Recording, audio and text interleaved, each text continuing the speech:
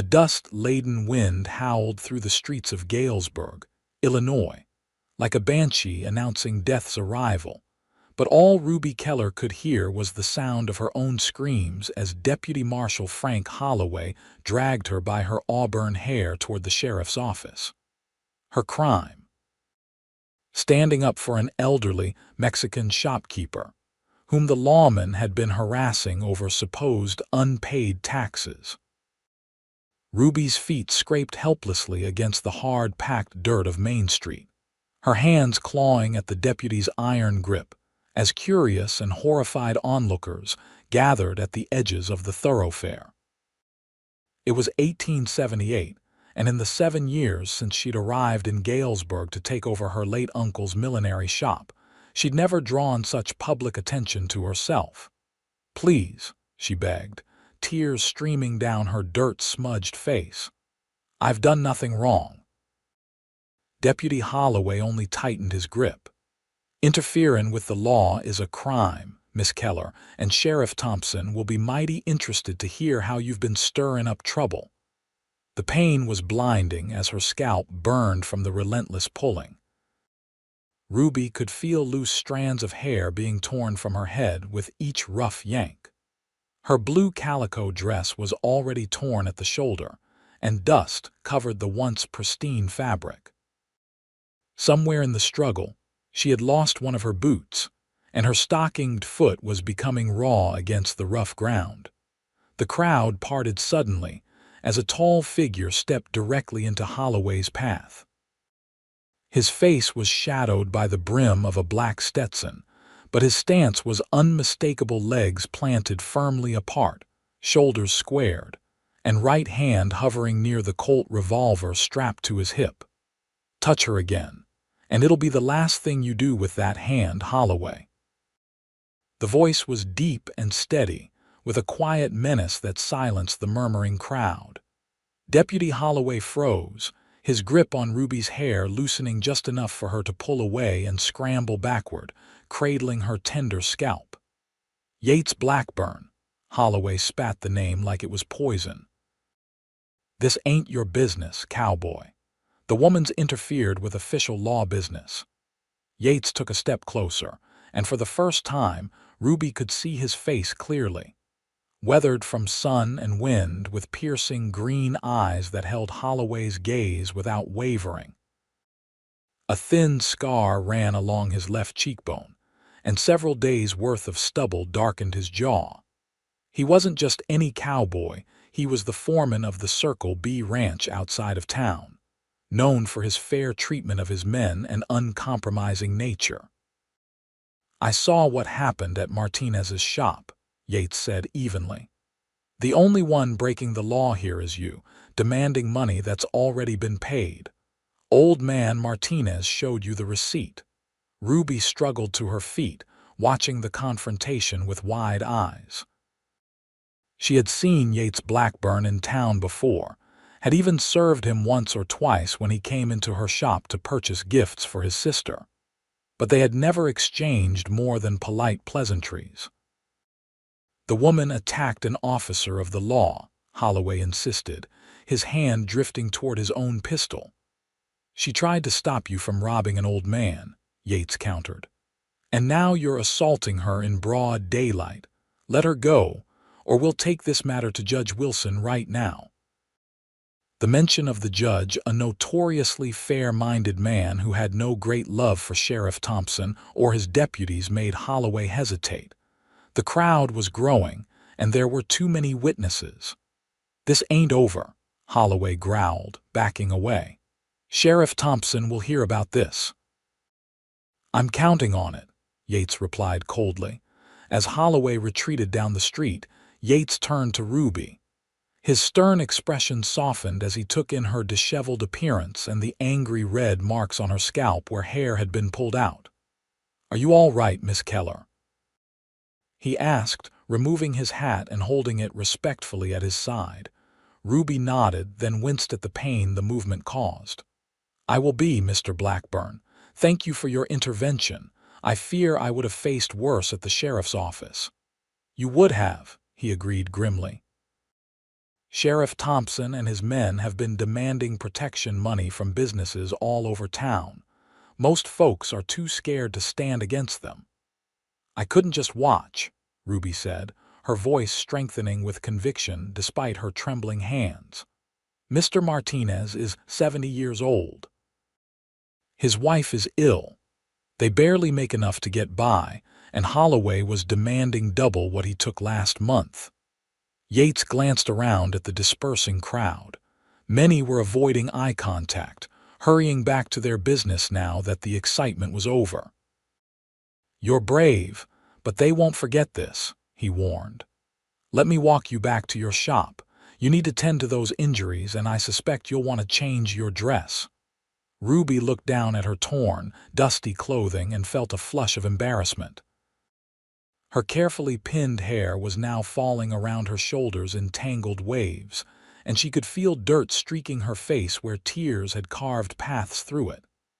"I must look a fright," she murmured. "You look like someone who stood up for what's right," Yates corrected her, offering his arm. "That's never a fright in my book." Ruby hesitated before placing her hand on his offered arm. She was acutely aware of the stares from townsfolk as Yates escorted her back toward her shop. She could already hear the whispers starting. Proper young ladies didn't get dragged through the streets, didn't require rescue from handsome cowboys, and certainly didn't walk arm in arm with men to whom they hadn't been formally introduced. Her shop, Keller's Millinery and Fine Goods, stood between the apothecary and the dressmakers. The green-painted door was still unlocked, just as she had left it when she'd run out after hearing Mr. Martinez's protests. "Thank you again, Mr. Blackburn," Ruby said as they reached her door. "I don't know what would have happened if you hadn't stepped in." Yates replaced his hat, touching the brim in a respectful gesture. "I'm just glad I was passing by. You should lock this door tonight and perhaps consider having someone stay with you. Holloway's not the forgiving type." "I'll be fine," Ruby assured him, though uncertainty fluttered in her stomach. "I have a rifle and know how to use it." A ghost of a smile touched Yates's lips. "I don't doubt it, Miss Keller. Still, I'll ride by later this evening if you don't mind, just to make sure everything's quiet." Before Ruby could respond, a woman's voice called out from across the street. "Ruby Keller, are you all right?" Mrs. Peterson, the baker's wife, hurried over, her round face creased with concern. "I just heard what happened. That dreadful Holloway. Someone should report him to the territorial marshal." Yates stepped back, nodding to Ruby. "Evening, Mrs. Peterson. Miss Keller, I'll be on my way." As he walked toward his horse hitched outside the general store, Ruby couldn't help watching him go. There was something in his manner, a quiet strength and integrity, that made her feel safe for the first time since arriving in Galesburg. But she knew enough about the tensions between the ranchers and the town's law enforcement to understand that Yates Blackburn had just made himself a target by defending her. The thought troubled her deeply as she allowed Mrs. Peterson to usher her inside the shop, clucking with motherly concern over her injuries and torn dress. "That man has a reputation," Mrs. Peterson whispered, helping Ruby into the small back room where she kept a wash basin and mirror. "They say Yates Blackburn once shot 2 rustlers trying to steal Circle B cattle, and that he faced down the Sullivan gang single-handed when they tried to rob the bank in Springfield." "I'm sure those are just stories," Ruby said, wincing as she dabbed a damp cloth at the scratches on her scalp. Mrs. Peterson shook her head. "Not all of them. What I do know is that Sheriff Thompson has been trying to force Mr. Blackburn's employer, Mr. Barrett, to sell parts of his ranch for months now. There's talk of the railroad wanting to come through, and certain people stand to make a fortune if they control the right land." Ruby paused, cloth in hand. "You think this could make things worse between them?" "I think, my dear, that you should be very careful," Mrs. Peterson advised. "Sheriff Thompson doesn't like being challenged, And now both you and Mr. Blackburn have done exactly that. After Mrs. Peterson left, Ruby changed into a clean dress and attempted to restore order to her hair. Her scalp was tender, and several small patches were missing hair entirely, but she managed to style it in a way that concealed the worst damage. The bruises on her arms where Holloway had grabbed her before resorting to dragging her by the hair were already darkening to a deep purple. The shop bell jingled as she returned to the front room. Ruby tensed, relaxing only when she saw Mr. Martinez's daughter, Elena, standing nervously in the doorway. "Miss Keller," Elena said, her dark eyes wide with concern. "My father sent me to thank you and to make sure you are not badly hurt. He feels terrible about what happened. Please tell your father it wasn't his fault," Ruby assured her, gesturing for Elena to enter. "How is he?" Elena twisted her hands in her apron. "Shaken, afraid they will come back. My father has decided we should close the shop and move to my brother's farm near Springfield." Ruby's heart sank. The Martinez family had run their small grocery for 15 years. "I'm so sorry, Elena. This isn't right." "No, it is not," the younger woman agreed. "But my father is old and my mother's health cannot bear any more worry. We leave in 3 days, once we sell what stock we can." After Elena left, Ruby stood in the silent shop, anger and helplessness warring within her. The Martinez family wasn't the first to leave Galesburg because of Sheriff Thompson's increasingly oppressive tactics. Since his appointment 2 years ago, nearly a dozen businesses had closed or changed hands under suspicious circumstances. As dusk fell, Ruby closed and locked her shop, then climbed the narrow stairs to her living quarters above. The 2 small rooms, a bedroom and a sitting room with a tiny kitchen area, had been her home since inheriting the business from her uncle. She had come to Galesburg after losing her parents to influenza back in Ohio, hoping for a fresh start in a growing town. For the most part, she had found it, building a modest but respectable business and making friends among the townspeople. Now she wondered if she would be the next to be forced out. A soft knock at the street door downstairs startled her from her thoughts. Cautiously, she took her rifle from its place beside the bed and moved to the window that overlooked the street. In the gathering darkness, she could make out a familiar tall figure standing at her door. Yates Blackburn had returned as promised. Ruby hurried down the stairs, rifle in hand, and called through the door. "Who is it?" "Yates Blackburn, Miss Keller." "Just checking that all's quiet, as I said I would." Ruby unlocked the door, opening it just enough to see him. He changed clothes since the afternoon, now wearing a clean shirt under his worn leather vest. His hat was pushed back slightly, revealing more of his face in the light spilling from her shop. "Everything's fine, Mr. Blackburn, though I appreciate your concern," Ruby said. Suddenly conscious of her own informal appearance, she had removed her collar and cuffs for comfort, and her hair was now loosely braided for the night. Yates nodded, his gaze moving past her to take in the darkened shop. "I'm glad to hear it. I've spoken with some of my men. They'll be staying in town tonight, keeping an eye out, 2 at the hotel across the street and 1 at the saloon." Ruby's eyes widened. "You think that's necessary?" "I think it's prudent," Yates replied carefully.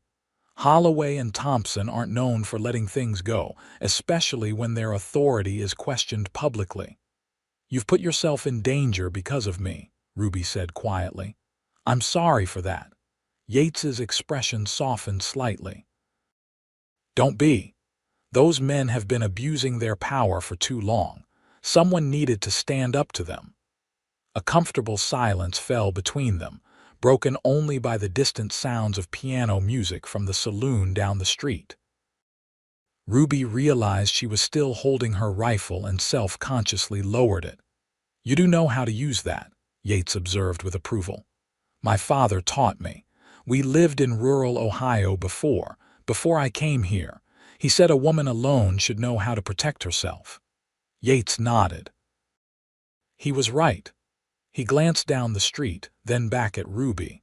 I should let you get some rest. Lock up behind me and don't open for anyone you don't know, even if they claim to be the law. I won't, Ruby promised.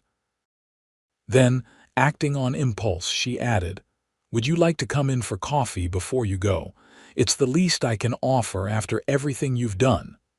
Surprise flickered across his face, followed by something warmer. Another time, perhaps. I need to check in with my men, make sure they're set for the night. He touched the brim of his hat. Good night, Miss Keller. Good night, Mr. Blackburn, Ruby replied, watching as he walked back toward his horse. Only when he had mounted and ridden off did she close and lock the door, a strange mix of relief and disappointment settling in her chest. True to Yates's prediction, the night did not pass quietly. Around midnight, Ruby was awakened by the sound of breaking glass. Grabbing her rifle, she rushed to the window in time to see a rock lying amid shattered glass on her shop floor. Outside, 3 men on horseback galloped away, their laughter carrying on the night air. Before she could react further, 2 men emerged from the shadows across the street, the ranch hands Yates had stationed at the hotel. They mounted quickly and gave chase, though Ruby doubted they would catch the vandals. By morning, word of the incident had spread through town. Ruby had swept up the glass and was attempting to board up the window when Elena Martinez appeared with her brother and father. Without a word, the men set to work properly repairing the window while Elena helped Ruby clean the shop. You are not alone, Miss Keller, Mr. Martinez told her in his accented English. Many in town are grateful for what you did yesterday, but afraid to show it too openly, Ruby said with understanding rather than bitterness. The old man nodded sadly. Times are difficult. But remember, even in darkness, there are those who watch and wait for the right moment to stand with you. By mid-morning, the window was repaired, and the Martinez family had gone. Ruby had just reopened her shop when the door swung open and Sheriff Thompson himself entered. Unlike his deputy, Thompson was a well-dressed man who cultivated an air of respectability. His carefully waxed mustache and tailored suits gave him the appearance of a businessman rather than a frontier lawman. Miss Keller, he said, removing his hat with exaggerated courtesy. I've come to personally apologize for yesterday's unfortunate incident with Deputy Holloway. He was overzealous in his duties, and I assure you he has been disciplined. Ruby kept the counter between them, her hands hidden beneath where she gripped a small derringer. That's very kind of you, Sheriff, though it doesn't explain the rock through my window last night. Thompson's smile didn't reach his cold eyes. A regrettable incident, likely just drunken cowboys. I'll look into it personally. The same way you looked into the fire at Johnson's newspaper office last month, Ruby asked, unable to keep the edge from her voice. Or the break-in at Dr. Miller's after he treated that wounded Pawnee man. The sheriff's facade of politeness slipped for just an instant, revealing the hard, calculating man beneath. Careful, Miss Keller. A woman in business alone needs the goodwill of the community and its law enforcement. Is that a threat, Sheriff? Simply an observation, Thompson replied smoothly. I understand you're friendly with Yates Blackburn. I should warn you that he's not the upstanding citizen he pretends to be. There are certain investigations ongoing regarding cattle rustling at the Circle B. Ruby kept her expression neutral. Mr. Blackburn merely intervened in a public assault as any decent man would. Of course, Thompson agreed too readily. Still, I wouldn't get too attached. Men like Blackburn tend to move on when things get complicated. He replaced his hat. Good day, Miss Keller. Do let me know if there are any further disturbances at your establishment. After he left, Ruby sank onto the stool behind the counter, her hands shaking with both fear and anger. The sheriff's message had been clear: distance herself from Yates Blackburn or face consequences. The noon stage brought a welcome distraction, a shipment of new hat forms and ribbons that Ruby had ordered from Chicago. As she unpacked the crate, the shop bell jingled again. This time, it was Mrs. Barrett, wife of the Circle B ticket's owner and Yates Blackburn's employer. "Miss Keller," the elegant older woman greeted her warmly. "I hope I find you well after yesterday's unpleasantness. My husband and I were so distressed to hear of your mistreatment." "I'm quite recovered, Mrs. Barrett, thank you," Ruby assured her, quickly setting aside the packing materials. "How may I help you today?" "I need a new hat for my niece's wedding in Springfield next month," Mrs. Barrett explained, removing her gloves. "Something with blue ribbons to match her eyes." She paused, then added in a lower voice, "And I wanted to tell you that you have friends at the Circle B, my dear. What you did for old Mr. Martinez took courage." Ruby felt a rush of gratitude. "Thank you, Mrs. Barrett. That means more than I can say." As Ruby showed her various hat styles, Mrs. Barrett continued conversationally. "Yates told us what happened. He was quite impressed by your bravery. He's not a man easily impressed, you know." Ruby felt heat rise to her cheeks. Mr. Blackburn was the brave one. "I simply couldn't stand by and watch an injustice." Mrs. Barrett smiled knowingly. "Perhaps that's why you both acted as you did. You share certain qualities, a strong sense of right and wrong, and the courage to act on it." She selected a cream-colored bonnet with a wide brim. "This one, I think, with blue ribbons and perhaps some small silk flowers." As Ruby made notes on the customization, Mrs. Barrett added casually, "We're having a small gathering at the ranch this Saturday. Nothing formal, just dinner and perhaps some music. Mr. Barrett would be delighted if you would join us."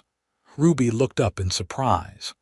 The Barretts were among the wealthiest and most respected families in the county. Their gatherings, while not frequent, were known to include prominent merchants, bankers, and ranchers from throughout the region. "I would be honored, Mrs. Barrett, but are you certain? After yesterday, I fear I may not be the most welcome guest in certain circles." "Precisely why you must come," Mrs. Barrett said firmly. "Those certain circles need to understand that you have the support of others whose opinions matter in this county. Besides," she added with a twinkle in her eye, "I suspect Yates would appreciate seeing you in more pleasant circumstances." Ruby busied herself with measuring ribbon to hide her flustered reaction.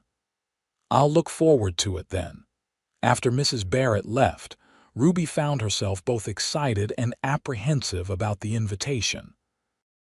The prospect of seeing Yates again sent an unexpected thrill through her, but she was equally aware that accepting the Barrett's support meant openly aligning herself against Sheriff Thompson and his allies. That evening, as Ruby was preparing to close the shop, the bell jingled once more. She looked up to see Yates standing in the doorway, hat in hand. "Mr. Blackburn," she said, unable to keep the pleasure from her voice, "this is a surprise." "I heard about your window," he said, stepping inside and closing the door behind him, "and about Thompson's visit." "News travels fast," Ruby observed, "in small towns always." Yates moved closer, his expression serious. "What did he say to you?" Ruby hesitated, then decided honesty was the best approach. "He suggested I distance myself from you if I want to avoid further incidents. He mentioned something about investigations into cattle rustling at the Circle B." Anger flashed in Yates's green eyes. "There's no rustling. It's just another attempt to pressure Mr. Barrett into selling land along the proposed railroad route." He ran a hand through his hair in frustration. "I'm sorry you've been dragged into this."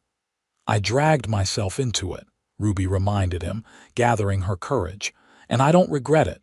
She busied herself straightening a display of ribbons. "Mrs. Barrett invited me to dinner at the ranch on Saturday." Yates's expression lightened. "She mentioned she might. Will you come?" "I'd like to," Ruby admitted, "though I worry it might make things worse with the sheriff." "Things will get worse with Thompson regardless," Yates said grimly. "He's not used to being challenged, and now the Martinses are telling everyone who'll listen about what happened. Others are starting to speak up about similar incidents." "Is that a good thing?" "It could be," Yates said, "if enough people stand together." He moved to the window, looking out at the darkening street. "I've sent a letter to the territorial marshal in Springfield, detailing what we know about Thompson's activities. It may take time for any official action, though." Ruby joined him at the window. "In the meantime, we watch our backs." Yates turned to her, his expression softening. "I'll watch yours if you'll watch mine." The simple statement, delivered with quiet sincerity, sent a warmth through Ruby that had nothing to do with the spring evening. For a moment, they stood close enough that she could smell the leather of his vest and the faint scent of soap. "I should escort you home," Yates said, breaking the moment. Then, realizing his mistake, he added with a small smile, "Though I suppose you are home, aren't you?" "I forgot your quarters are above the shop." Ruby laughed. "They are, though I was about to close up and head upstairs. Would you like that coffee I offered yesterday?" This time, Yates accepted. Ruby locked the shop door and led him up the narrow stairs to her small sitting room. It was a modest space but neat and comfortable, with a small sofa, a rocking chair, and shelves lined with books, her one true indulgence. "You like to read?" Yates observed as Ruby busied herself at the small stove. "My mother was a school teacher before she married," Ruby explained. "She believed education was important for everyone, especially girls." She gestured to the shelves. "Feel free to look." Yates approached the bookcase, examining the titles with interest. "Austen, Dickens, Hawthorne, and I see Walt Whitman's Leaves of Grass.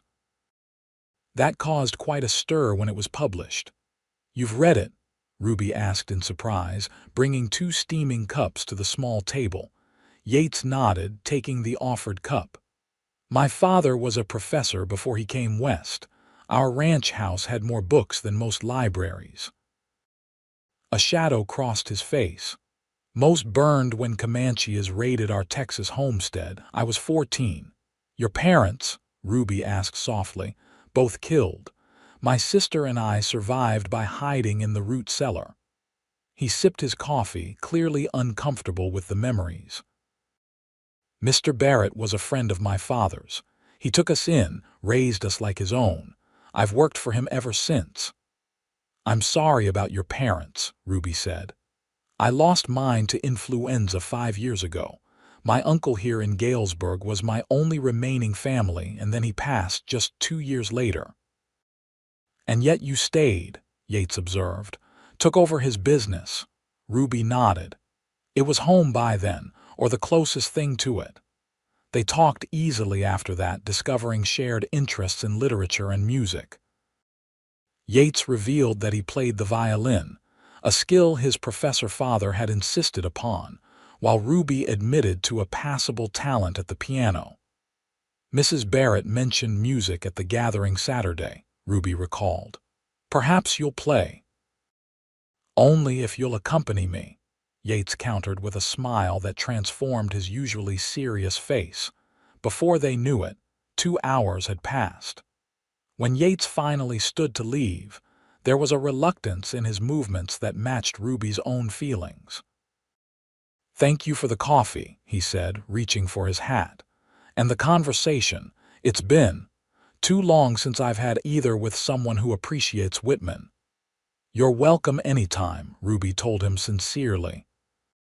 "Though I should warn you, Sheriff Thompson would not approve of your literary tastes any more than your choice of friends." Yates's smile turned wry. "All the more reason to indulge in both." At the door, he hesitated. I'd like to escort you to the ranch on Saturday if you'll allow it. My sister Caroline will be there. I think you'd like each other." "I'd like that," Ruby agreed, surprised by how much she meant it. After Yates left, Ruby stood at her small window, watching his tall figure move down the darkened street toward the livery where he'd left his horse.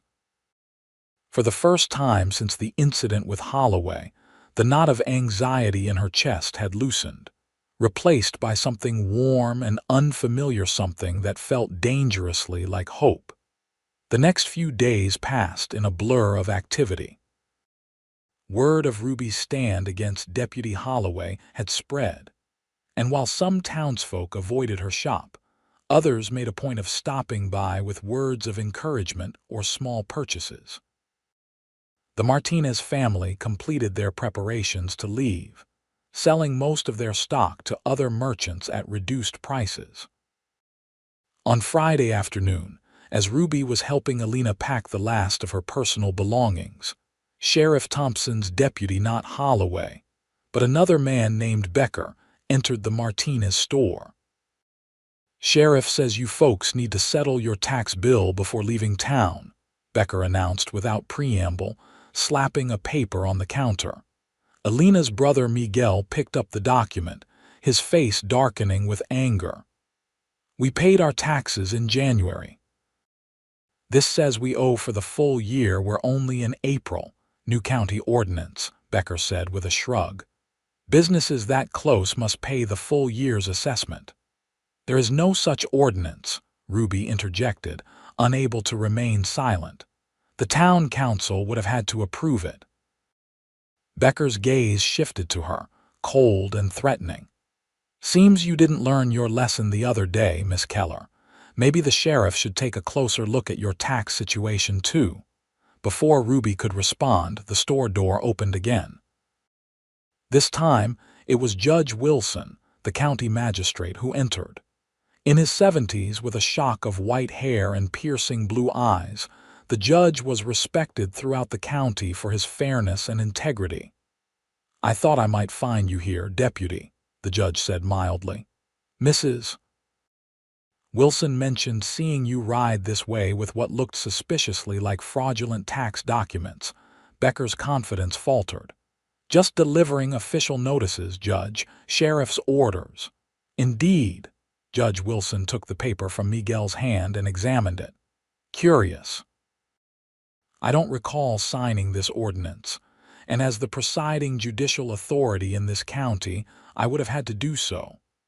He folded the paper and tucked it into his coat. "I believe I'll keep this as evidence."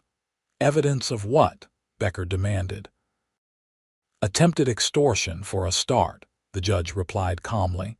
"Perhaps falsification of government documents. We shall see." He turned to the Martinez family. "You're free to leave when you wish, with no additional payments required. The county wishes you well in your new endeavors." After a tense moment, Becker backed down, leaving the store with a mumbled threat that no one quite caught. Judge Wilson waited until he was gone before turning to Ruby. "You've stirred up quite a hornet's nest, Miss Keller," he observed, though his tone held approval rather than censure. "Thompson and his men have operated unchecked for too long. It's about time someone had the courage to stand against them." "I'm not sure courage had much to do with it, Your Honor," Ruby admitted. "I simply couldn't watch Mr. Martinez being bullied." "That young lady is precisely what courage looks like." The judge tipped his hat. "I understand you'll be at the Barrett Ranch tomorrow evening. I look forward to continuing our conversation there." After he left, Alina hugged Ruby tightly. "You see, things are already changing." Judge Wilson has never interfered with the sheriff before. Ruby returned the embrace, though she wasn't as optimistic. "Be careful on your journey, all of you. I'll write once you're settled at your brother's farm." That evening, Ruby closed the shop early to prepare for the dinner at the Barrett Ranch. She had spent far too much time deliberating over what to wear, finally selecting her best dress, a deep blue silk with modest lace trim that she had made herself. It wasn't as fashionable as what the wealthier ladies of the county would wear, but it was clean, well made, and becoming with her auburn hair and fair skin. As she was pinning her hair, a soft knock came at the shop door downstairs. Ruby checked the clock. It was barely past 6, and Yates wasn't due to collect her until 7. Cautiously, she descended the stairs and called through the door. "Who is it?" "Caroline Blackburn," came a female voice. "Yates's sister." "I hope I'm not intruding, but I thought I might introduce myself before the gathering tonight." Ruby unlocked the door to find a young woman, perhaps 2 or 3 years her junior, with the same striking green eyes as her brother, though her hair was a lighter brown, nearly blonde in places. She was dressed simply but elegantly in a riding habit, and her open, friendly expression immediately put Ruby at ease. "Please come in," Ruby invited. "I was just getting ready." "I can see that," Caroline said with a warm smile, following Ruby upstairs. "And I won't stay long. I just wanted to meet the woman who's had my brother talking about something besides cattle and horses for the first time in years." Ruby felt her cheeks warm. "I'm sure Mr. Blackburn has many interests beyond his work." Caroline laughed, a bright musical sound. "Oh, he does. Books and music and even politics when the mood strikes him. But people, especially female people, those he tends to keep at a distance." She perched on the arm of Ruby's small sofa. "Until you." "We've only just met," Ruby protested mildly, returning to her mirror to finish with her hair. "Sometimes that's all it takes," Caroline said with a knowing look, "especially when the meeting involves defending someone against injustice. Yates has always had a particular hatred for bullies, because of what happened to your parents." Ruby asked, then immediately regretted the personal question. "I'm sorry, that was presumptuous." "No, you're right," Caroline said, her expression growing more serious. "The raid that killed our parents wasn't random. A man wanted our land, tried to force our father to sell. When that didn't work, he paid a group of renegades to attack our homestead." Her voice hardened. "Yates has never forgotten. He was old enough to understand exactly what happened and why." "Did they ever catch the man responsible?" Ruby asked. Caroline shook her head. "He was too powerful, too protected. By the time Yates was old enough to do anything about it, the man had died of natural causes." She stood, smoothing her skirt. "That's why what's happening here matters so much to him. He sees the same pattern with Sheriff Thompson and his associates." Ruby set down her hairbrush, turning to face Caroline. "I never intended to become involved in any of this. I just couldn't stand by and watch." "Neither could Yates," Caroline pointed out gently. "It's what drew him to you, I think." She moved toward the stairs. "I should let you finish preparing. I just wanted to say that I'm glad we'll have a chance to become acquainted tonight and that." She hesitated. "My brother deserves someone who understands what drives him." After Caroline left, Ruby sat for a long moment, considering her words. She had felt an immediate connection to Yates, beyond mere gratitude for his intervention. There was something in his quiet strength and unwavering principles that resonated with her own beliefs. But was it merely shared values, or something more? The question lingered in her mind as she finished dressing. At precisely 7 o'clock, another knock came at the door. This time it was Yates, looking more formally dressed than Ruby had seen him before, in a crisp white shirt, dark waistcoat, and clean black trousers. His hair was neatly trimmed and he had shaved, revealing the strong line of his jaw and making the scar on his cheekbone more noticeable. "Miss Keller," he greeted her, his eyes warming as they took in her appearance. "You look beautiful." "Thank you," Ruby replied, suddenly shy under his appreciative gaze. "And please, after all that's happened, I think you might call me Ruby." A smile touched his lips. "Ruby, then, and I'm Yates to my friends." The ride to the Barrett Ranch took nearly an hour, following the winding road that led westward out of Galesburg. Yates had brought a light buggy rather than his usual horse, making the journey more comfortable. As they traveled, he pointed out landmarks and shared stories of the area. "The Circle B stretches from that ridge all the way to the river," he explained, indicating the vast expanse of grassland dotted with grazing cattle. "Mr. Barrett started with just 100 acres 20 years ago. Now, it's one of the largest spreads in the county." "It's beautiful country," Ruby observed, admiring the rolling landscape bathed in the golden light of the setting sun. "It is," Yates agreed. "Worth protecting." He glanced at her.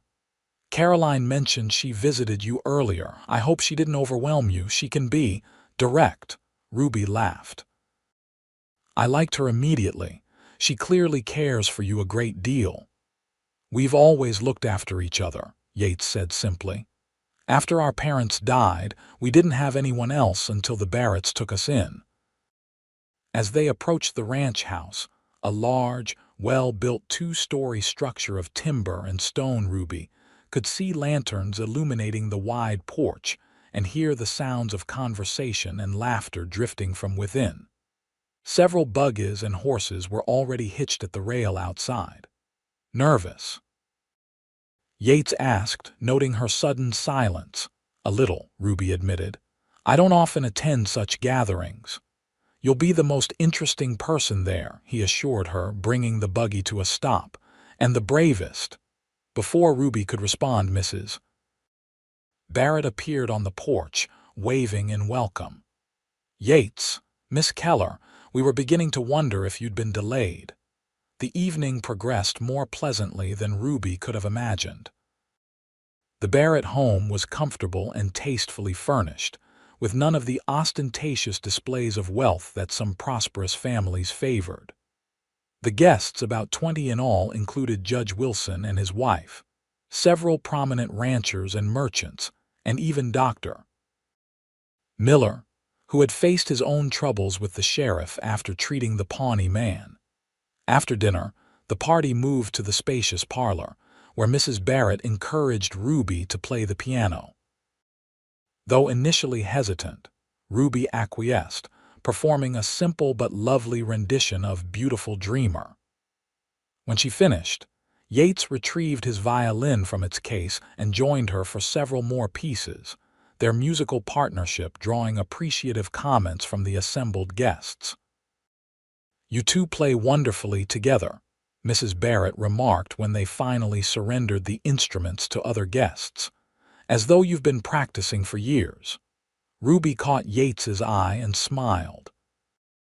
There had been something almost magical in the way their music had blended, each anticipating the other's tempo and expression, without a word being spoken.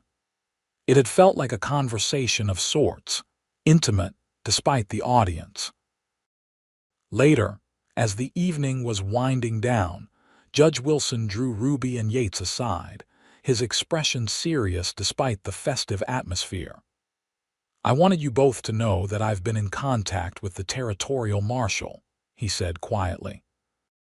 "He's been building a case against Thompson and several of his deputies for some time, but lacks sufficient evidence or witnesses willing to testify." "Until now?" Yates asked. The judge nodded.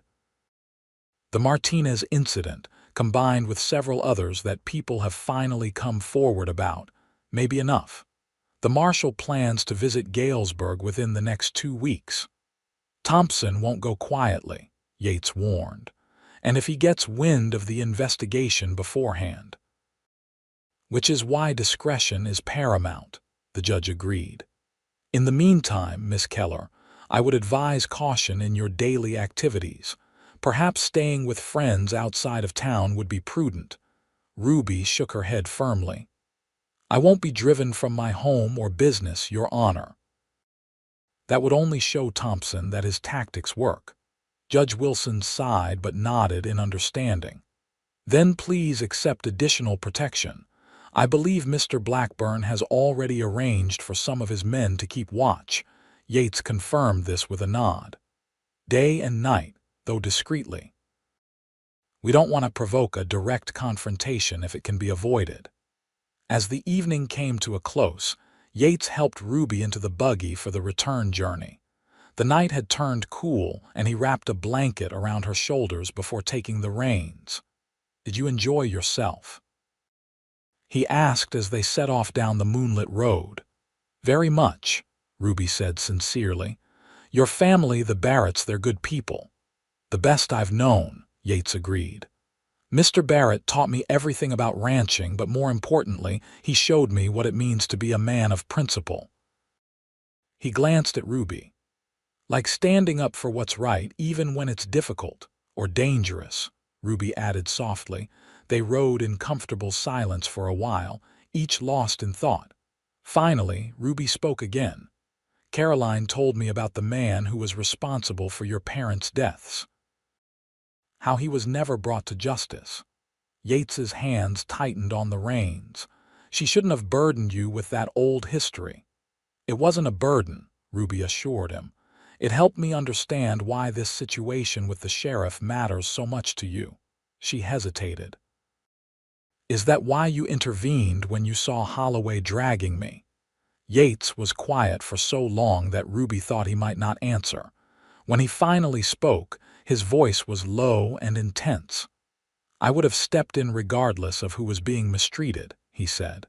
"But seeing it was you, something in me couldn't bear it. I'd noticed you before, in town, at church sometimes." He kept his eyes on the road ahead.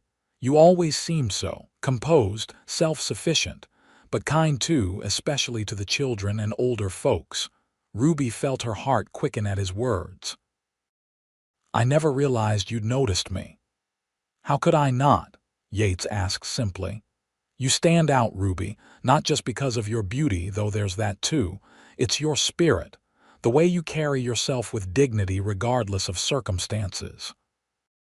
The admission, spoken so straightforwardly, left Ruby momentarily speechless. Before she could formulate a response, Yates suddenly pulled the buggy to a halt, his body tensing as he peered ahead into the darkness. "What is it?" Ruby whispered, sensing his alarm. "Riders," Yates said quietly, reaching beneath the seat and producing a revolver. "Just ahead, where the road narrows through that stand of cottonwoods." Ruby strained her eyes and could just make out the silhouettes of mounted men positioned on either side of the road.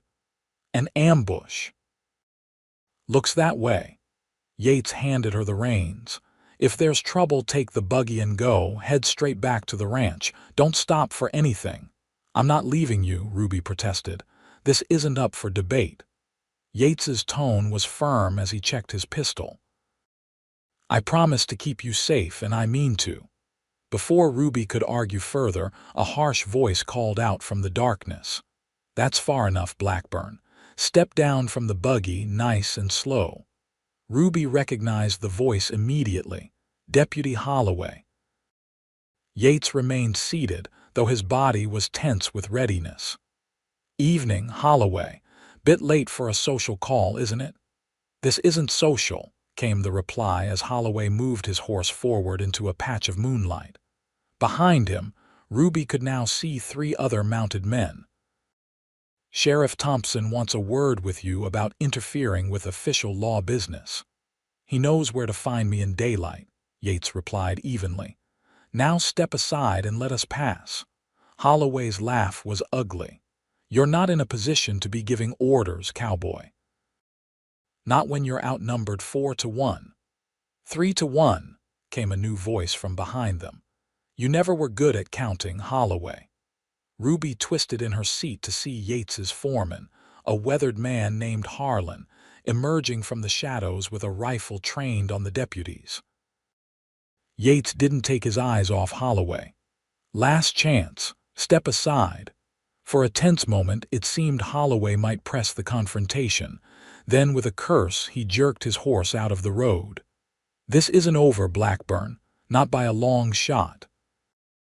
And you, Miss Keller, the sheriff hasn't forgotten your part in this mess." Tell Thompson if he has a problem with me, he can take it up with the territorial marshal, Yates replied coldly. I'm sure they'll have plenty to discuss when the marshal arrives next week. Holloway's head snapped up. What marshal? Yates didn't answer, simply taking the reins back from Ruby and urging the horses forward.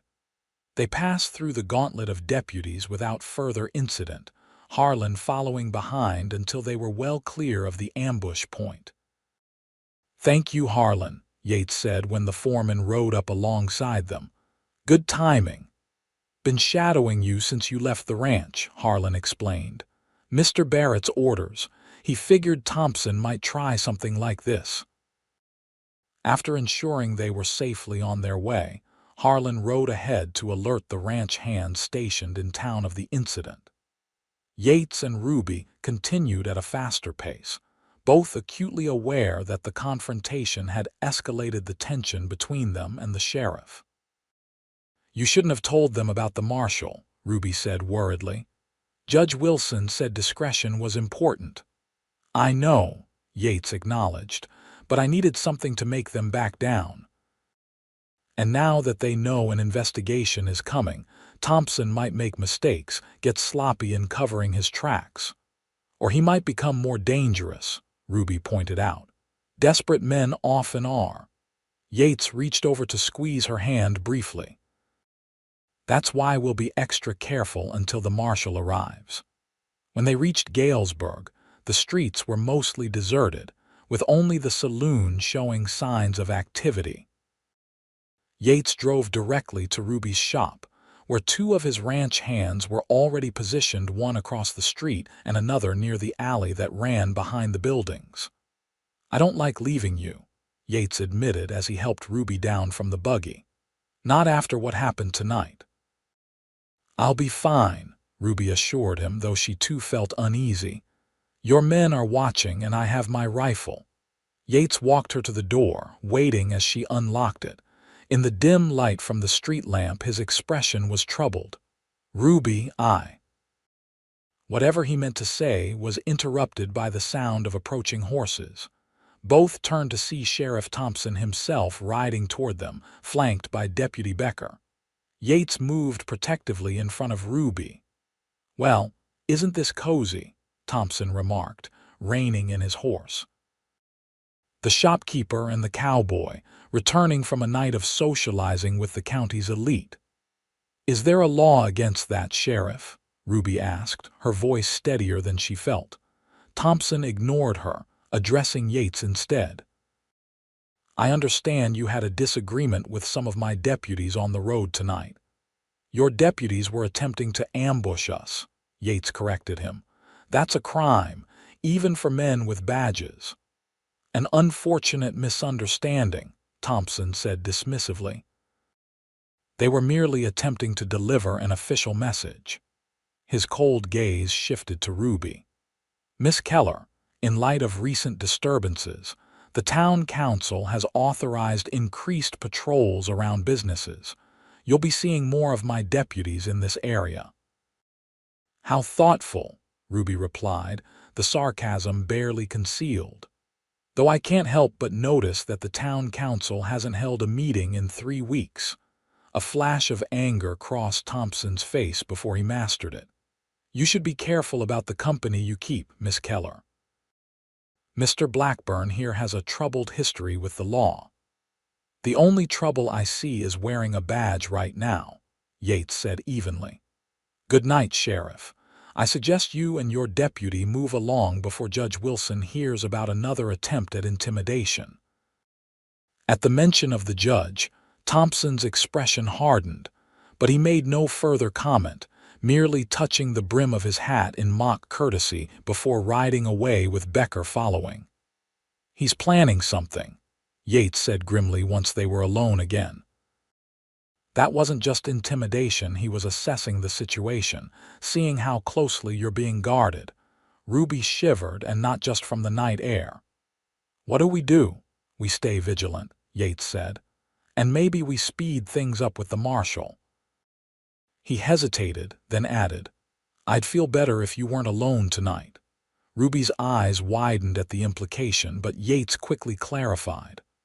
I meant perhaps Caroline could stay with you, or you could stay at the hotel where my men are watching. Oh, Ruby said, feeling both relieved and oddly disappointed. I'll be all right. The shop can be secured, and as you said, your men are watching. Yates studied her face in the dim light, then nodded reluctantly. At least let me check the premises before I leave. Together, they entered the shop and climbed the stairs to Ruby's living quarters. Yates moved through the small rooms methodically, checking windows and potential entry points. Finding everything in order, he returned to where Ruby waited by the door. Lock this behind me, he instructed. And don't open it for anyone but me or one of my men, and only if they give the proper signal. He demonstrated a particular pattern of knocks. I'll return at first light to escort you to breakfast. As he turned to leave, Ruby impulsively caught his arm. Thank you, Yates, for everything. He looked down at her hand on his sleeve, then met her eyes with an intensity that made her breath catch. For a moment, it seemed he might say more, might even close the small distance between them. Instead, he gently covered her hand with his own. Get some rest, Ruby. Tomorrow may be a difficult day. After he left, Ruby secured the door as instructed and prepared for bed, though she doubted sleep would come easily. Her mind kept returning to the events of the evening, the wonderful hours at the Barrett Ranch, the terrifying confrontation on the road, and the lingering threat of Thompson's veiled warnings. But more than anything, she found herself dwelling on Yates, his quiet strength, his evident concern for her safety, and the unspoken connection that seemed to be growing between them. Despite the danger surrounding them, or perhaps because of it, Ruby recognized that her feelings for him had developed into something far deeper than gratitude or friendship. Whether he felt the same remained uncertain, though Caroline's words and his own actions suggested he might. The thought both thrilled and frightened her, for any future between them would surely be complicated by the brewing conflict with Sheriff Thompson and his men.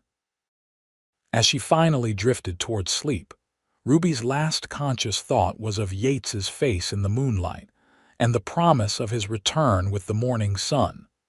The next day dawned clear and surprisingly peaceful. True to his word, Yates appeared at Ruby's door just as the first rays of sunlight were touching the town. They breakfasted at the hotel dining room, joined by Caroline, who had ridden in from the ranch with fresh news. Judge Wilson sent a telegram to the territorial marshal last night, she informed them quietly over coffee.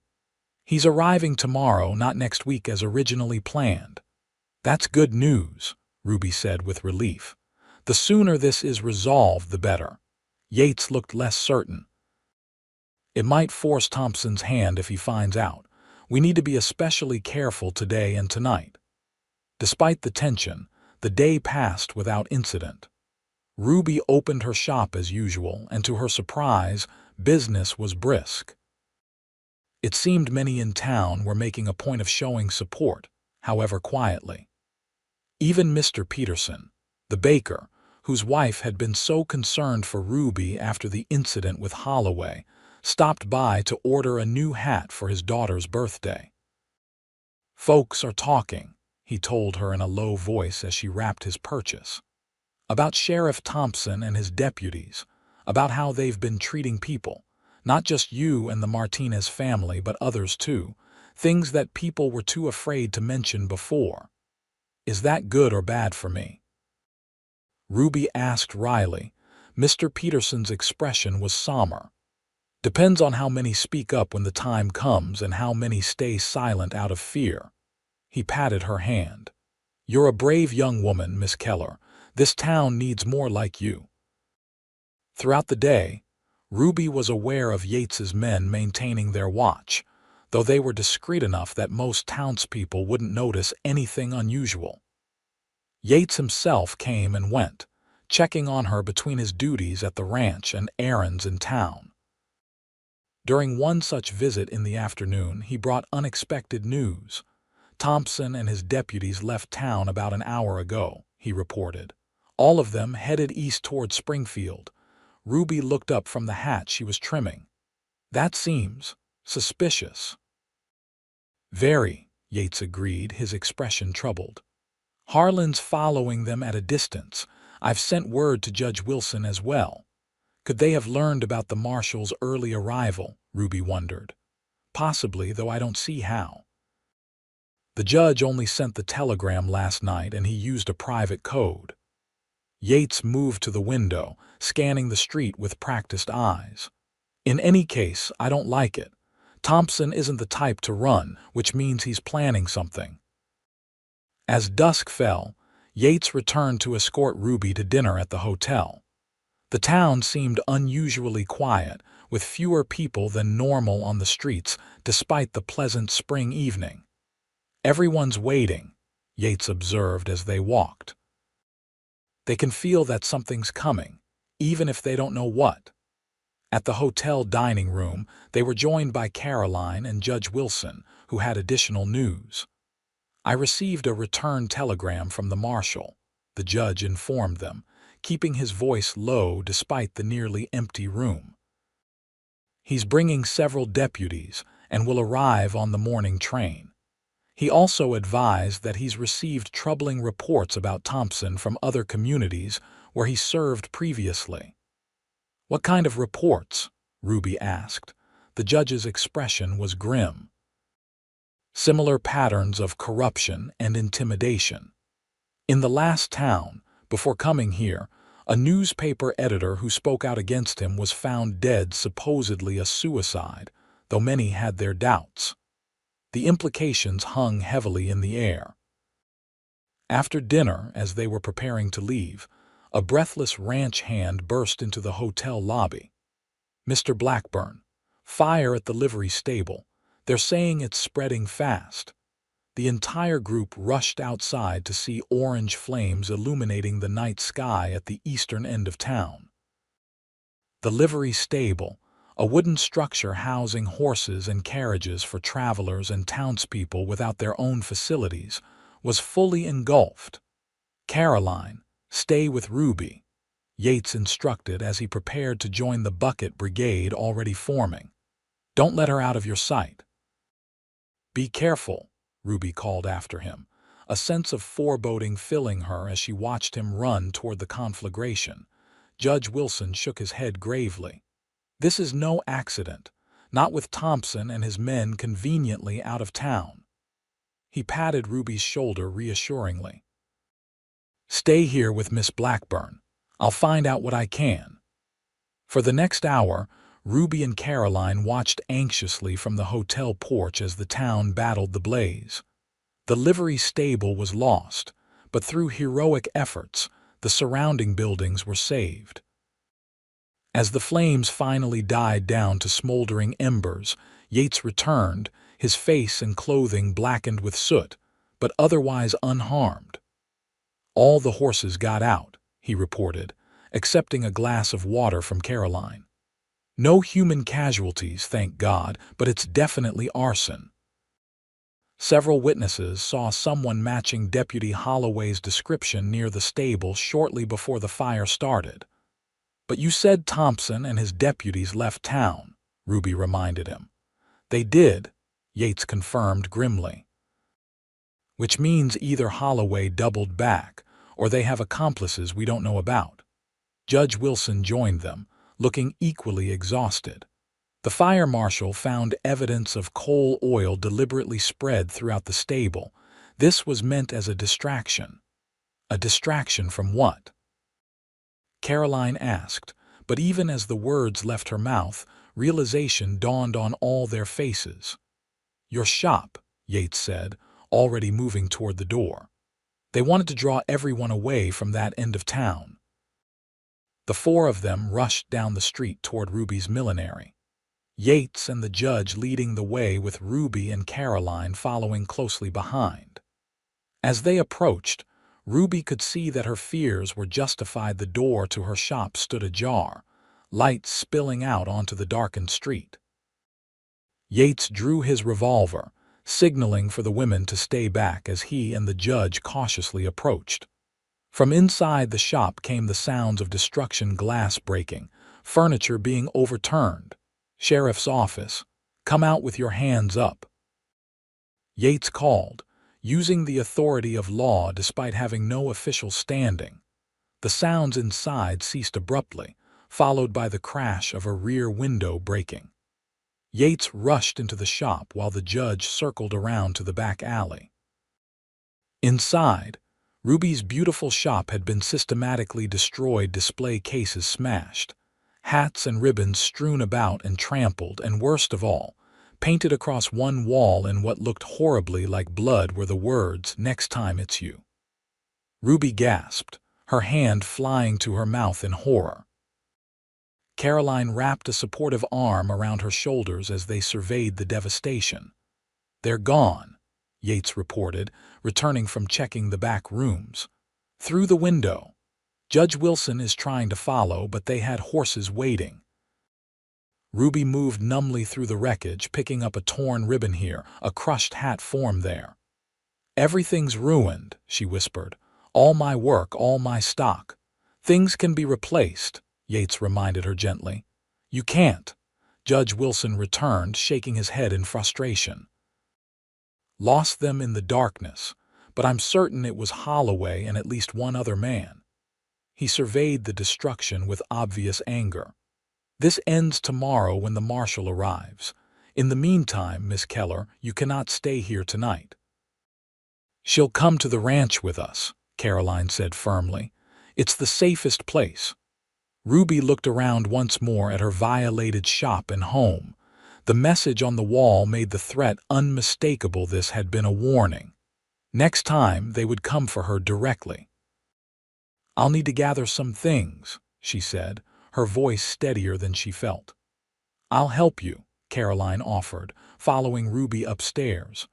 The living quarters had been searched but not vandalized to the same extent as the shop. Ruby quickly packed a carpetbag with essential clothing and personal items, including the small portrait of her parents that was her most treasured possession. When they returned downstairs, Yates was organizing several townsmen who had arrived after completing their firefighting efforts. They had already begun boarding up the broken window and door. "Mr. Peterson and Dr. Miller have offered to keep watch on the shop overnight," Yates informed Ruby. "And Mrs. Peterson is organizing a group to help with the cleanup tomorrow." Ruby was touched by their support, though it did little to ease the violation she felt. "Thank you all," she said simply, unable to find more adequate words. The ride to the Circle B ranch was quiet, each lost in their own thoughts.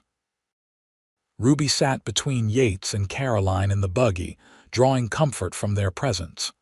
By the time they reached the ranch house, it was well past midnight, but Mrs. Barrett was waiting up for them. "My dear girl," she exclaimed, embracing Ruby warmly.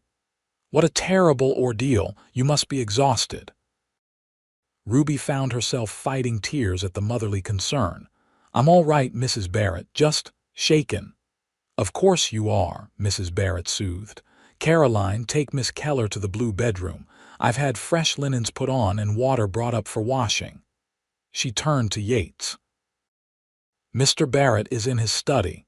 He'd like to speak with you and the judge." As Caroline led Ruby upstairs, the younger woman explained, "The blue bedroom is next to mine. It's where we put honored guests."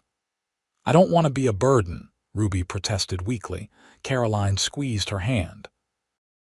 "You're not a burden. You're family now." At Ruby's startled look, she added with a small smile, "Anyone who matters this much to my brother is family to me."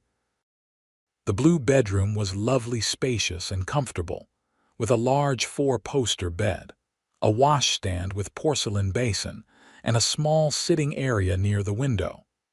After Caroline left her to rest, Ruby washed the dust and smoke from her face and changed into a nightgown. Though exhausted, sleep eluded her as her mind replayed the events of the day. A soft knock at the door roused her from her troubled thoughts. "Ruby," "It's Yates.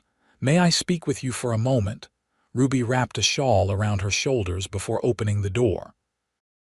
Yates had also washed and changed, though he still looked weary with shadows beneath his eyes. "I wanted to check that you had everything you needed," he said, remaining respectfully in the hallway. "Yes, thank you," Ruby assured him. "Your family has been very kind." Yates smiled slightly. "They like you. Especially Caroline. I think she's always wanted a sister." His expression grew more serious. "Ruby, about your shop." "It's just things," Ruby said, echoing his earlier words. "I can rebuild, start over." "You won't have to start over alone," Yates said firmly. "The whole town will help, and the Circle B will provide whatever support you need." He hesitated, then added more softly, "And I'll be there every step of the way if you'll allow it." The promise in his words went beyond the immediate crisis, and Ruby felt a warmth spread through her despite the day's trauma. "I'd like that very much," she replied, meeting his gaze directly. For a moment they stood in silence, the air between them charged with unspoken feelings. Then Yates cleared his throat. "The marshal will arrive on the 9 o'clock train tomorrow. Judge Wilson and I will meet him, along with Mr. Barrett and several other prominent citizens. With any luck, by this time tomorrow, Thompson and his deputies will be in custody." "And if not?" Ruby asked, voicing the fear that had been growing since seeing her destroyed shop. Yates's expression hardened. "Then we'll deal with them by other means if necessary. You'll be safe here at the ranch until everything is resolved one way or another." "I won't hide forever, Yates," Ruby said with quiet determination. "This is my home, my community. I won't be driven away by fear." "I wouldn't expect you to," Yates replied, and there was pride in his voice. "It's one of the things I admire most about you." He stepped back from the doorway. "Try to get some rest. Tomorrow will be a significant day, one way or another." "Good night, Yates," Ruby said softly. "Good night, Ruby," he returned, his gaze lingering on her face for a moment before he turned and walked down the hallway. Ruby closed the door and leaned against it, her heart beating rapidly. Despite the destruction of her shop and the lingering threat of Thompson's retribution, she found herself focusing on Yates's words, particularly his admission of admiration and his promise to stand with her. In the midst of chaos and danger, something precious was taking root between them, something that gave her hope for the future regardless of what the next day might bring. Morning came too quickly, rousing Ruby from the fitful sleep she had finally achieved. Caroline brought her a simple but lovely day dress to borrow, as Ruby's own clothing was limited to what she had hastily packed. "It might be a little long," Caroline apologized as Ruby tried it on, "but the color suits you beautifully." Breakfast was a subdued affair, with Mr. Barrett, Yates, and Judge Wilson discussing their plans for the marshal's arrival, while Mrs. Barrett and Caroline attempted to keep the conversation at least partially focused on more pleasant topics. "Will you be going into town with the men?" Ruby asked Caroline as they helped clear the breakfast dishes. "No, Mother and I will stay here with you," Caroline replied. "The men think it's safer, given yesterday's events." Ruby frowned. "I should be there. The threats were directed at me, and I witnessed Holloway's assault on Mr. Martinez." "You'll have your chance to testify," Mrs. Barrett assured her, overhearing the conversation. "But for today, it's best to let the marshal establish his authority first. Sheriff Thompson is less likely to attempt anything rash with federal officers present." Though not entirely satisfied, Ruby acquiesced to their reasoning. After the men departed for town, she tried to occupy herself with helping Mrs. Barrett and Caroline with household tasks, but her mind kept returning to Galesburg and what might be unfolding there. Mid-morning, as they were preparing to bake bread, a ranch hand arrived with news from town. "The marshal's train arrived on time," he reported. He and his deputies met with Mr. Barrett and the others at the judge's office. They've issued warrants for Sheriff Thompson and all his men. Have they found them? Mrs. Barrett asked anxiously. The ranch hand shook his head. Not yet, madam. The sheriff's office was empty when they went to serve the warrants. Looks like Thompson and his men cleared out their personal belongings sometime yesterday. So they knew the marshal was coming, Ruby concluded. That explains why they risked the attack on my shop. They were planning to leave town anyway. The marshals organized search parties, the ranch hand continued. Mr. Blackburn asked me to tell you they're checking all the likely hiding places within 20 miles. They think Thompson and his men might be holed up at an abandoned mining camp north of town. As the morning stretched into afternoon with no further news, Ruby's anxiety grew. The thought of Yates and the others potentially confronting Thompson and his deputies' armed men with nothing left to lose filled her with dread. Finally, unable to bear the waiting any longer, Ruby approached Mrs. Barrett. I know you believe it's safer for me to remain here, but I cannot simply wait while others risk themselves on my behalf. Please, let me return to town. Mrs. Barrett studied her for a long moment, then nodded. I understand. I felt the same way years ago when Mr. Barrett was involved in a similar situation with cattle rustlers. She turned to her daughter. Caroline, please have the light buggy prepared. You and I will accompany Miss Keller to town. Despite Caroline's protests about their safety, Mrs. Barrett was firm. 3 women traveling together in broad daylight will draw less attention than a woman with armed escorts. Besides, the danger is likely north of town where the search parties are concentrated. Within the hour, they were on the road to Galesburg. As they approached town, Ruby was relieved to see normal activity on the street, stores open, people going about their business, children playing. Whatever was happening with the search for Thompson, it had not disrupted daily life in town. They stopped first at Ruby's shop, where, true to Mr. Peterson's word, a group of women were already hard at work cleaning up the destruction. The offensive message had been scrubbed from the wall, broken glass swept away, and salvageable merchandise carefully sorted and cleaned. Mrs. Peterson organized all of us, explained Mrs. Miller, the doctor's wife, as she greeted Ruby. We couldn't stand to see your beautiful shop in such a state. Between us, we'll have it restored in no time. Ruby was overwhelmed by their kindness. I don't know how to thank you all.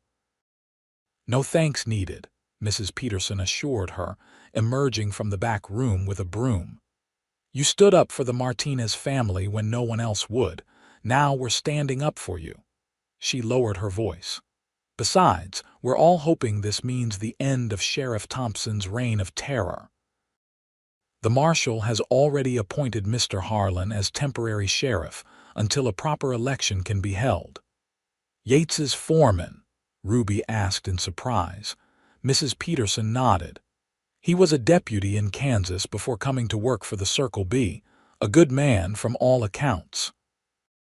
This news was encouraging, but Ruby was more concerned about the search for Thompson and his men and particularly about Yates's safety.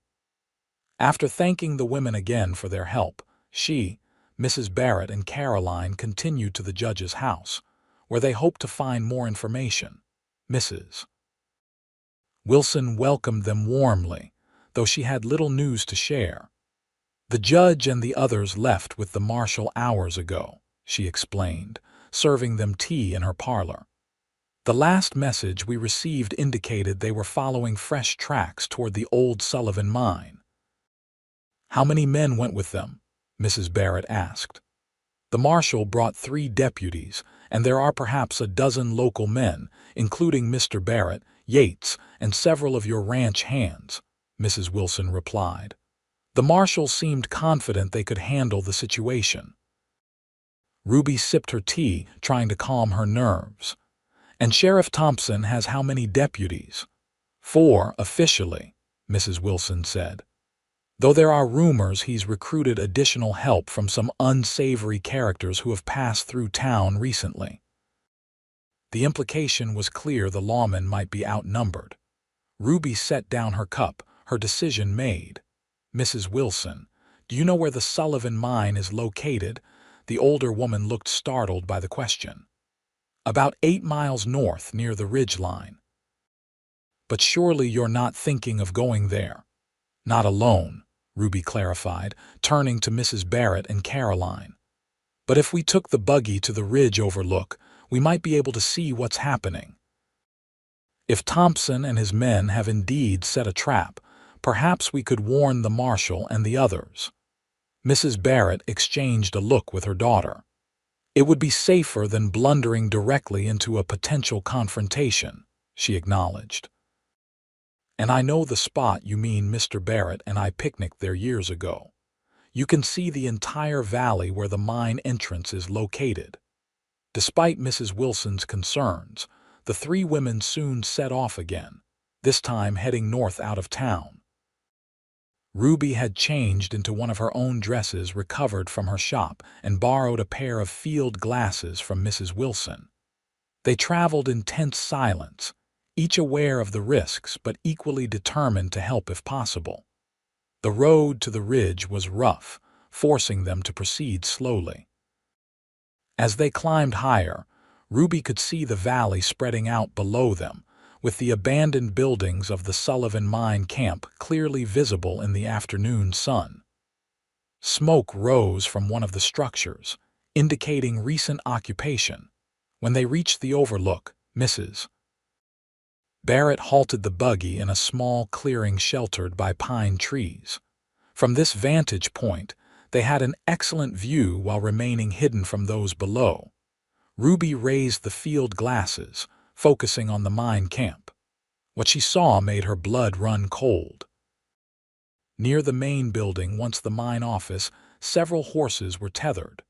Men with rifles were positioned on the surrounding hillsides, hidden among rocks and scrub brush. It was, as they had feared, an ambush. "They're waiting for the marshal and the search party," Ruby said, passing the glasses to Mrs. Barrett. "There must be at least 8 or 9 men down there." Mrs. Barrett confirmed her count after studying the scene, and more on the hillsides.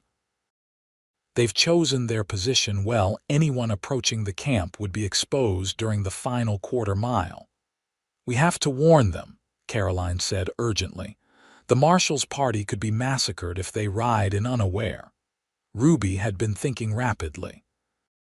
"The approach from town would be along that trail," she said, pointing to a path that wound through the valley floor. "But if we continue along this ridge and then descend on the far side, we might intercept them before they reach the ambush point." Mrs. Barrett nodded approvingly. "Exactly what I was thinking. Caroline, take the reins. I'll keep watch with the field glasses while we travel." They set off immediately, following a narrow track that ran along the ridge. The going was treacherous in places, with the buggy wheels coming dangerously close to the edge of steep drop-offs. Caroline handled the horses expertly, however, keeping them moving at the fastest safe pace. After what seemed an eternity, but was probably no more than 20 minutes, Mrs. Barrett spotted the search party through the field glasses. "There they are," she reported, "just entering the valley from the south, about 2 miles from the mine camp." "We'll never reach them in time on this track," Caroline said worriedly, eyeing the rough terrain ahead. "It winds too much." Ruby made a quick decision. "Then we'll have to signal them somehow." She looked around desperately, then pointed to a dead pine tree standing starkly against the skyline. "If we could start a small fire at the base of that tree, the smoke might attract their attention. And if they see 3 women on the ridge, they'll know something's wrong," Mrs. Barrett agreed. "It's worth trying." They halted the buggy, and Ruby quickly gathered dry branches and pine needles while Caroline and Mrs. Barrett used flint and steel from their emergency kit to strike sparks. Soon, A small fire was burning at the base of the dead tree. The dry wood caught quickly, sending up a column of white smoke visible for miles. "Now we need to make ourselves seen," Ruby said, taking off her shawl and waving it vigorously. For several minutes, there was no indication that the search party had noticed either the smoke or their signals. Then, suddenly, the distant figures halted. Ruby could see through the field glasses that they were looking in their direction. "They've seen us," she reported excitedly. "Some of them are pointing up here." Through the glasses, she could now make out individual riders. Yates and Mr. Barrett were near the front, alongside a man who must be the marshal, identifiable by his distinctive hat and badge that caught the sunlight. As Ruby watched, Yates and two others separated from the main group and began riding toward the ridge toward them. "Yates is coming this way with two others," Ruby told her companions. "The rest are holding position." "Good," Mrs. Barrett said with satisfaction. "They're being cautious." "Now we need to meet Yates and explain the situation." They doused the small fire to prevent it spreading, then returned to the buggy. Caroline guided it carefully down a steep path that descended from the ridge toward the valley floor. They had covered perhaps half the distance when they met Yates and his companions, one of the marshal's deputies, and Harlan, the ranch foreman now serving as temporary sheriff.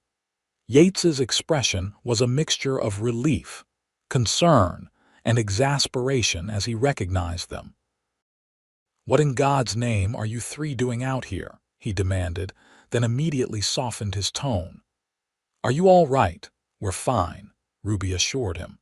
"But you and the others were riding into a trap. Sheriff Thompson and at least a dozen men are waiting at the mine camp. They have men positioned on the hillsides with rifles. You would have been caught in a crossfire with no cover." The marshal's deputy cursed under his breath. "Just as we suspected. Good thing you ladies spotted them." Harlan nodded grimly. "How many did you count exactly?" "At least 15, Mrs. Barrett reported. "Possibly more hidden inside the buildings." Yates's gaze hadn't left Ruby's face. "You took an incredible risk coming out here." "We couldn't sit at home knowing you might be riding into danger," Ruby replied simply. Something in Yates's expression shifted, a softening, a warmth that made Ruby's heart skip. Before he could respond, however, Harlan interrupted.